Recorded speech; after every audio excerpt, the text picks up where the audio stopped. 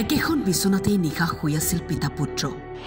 একেদিনাই কৰুণ মৃত্যুক খাব দিলে দুয়োজনে গোৱালপাৰাৰ লক্ষীপুৰত ঘটিল শোকাবহ ঘটনা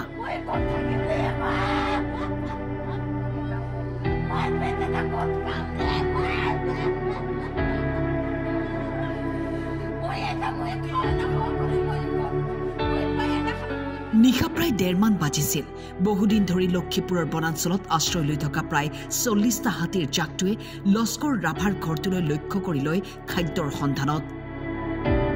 শুৱাপাতিত থকা পিতা পুত্ৰই প্ৰাণৰ ভয়ত ঘৰৰ পিছফালৰ খিৰিকীয়েদি পলাবলৈ চেষ্টা কৰোঁতে হাতীৰ জাকটোৱে পিতা পুত্ৰক আগচি ধৰে আৰু হাতীৰ গছকত থিতাতেই মৃত্যু হয় 50 বছৰীয়া লস্কৰ ৰাভা আৰু 13 বছৰীয়া পুত্ৰৰ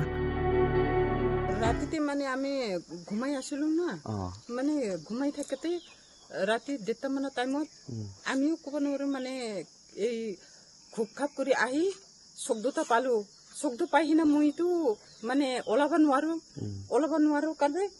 ঘৰ ভিতৰতে মই থাকছো গাঁও কুপি কুপি পাছত গাঁও কুপি থাকাতে এখন কোন সময় বেলেগ ৰুমত ঘুমাইছে না মই অকলে ঘুমাইছে তামি বাপ বেটা ঘুমাইছে খিৰকি সাইড দিয়া কোন সময় বা ওলাই গৈছে তামি দাউৰি গেছে মই কবই নোৱাৰো পাছতহে ৰাইজে ওলাই হিনা মই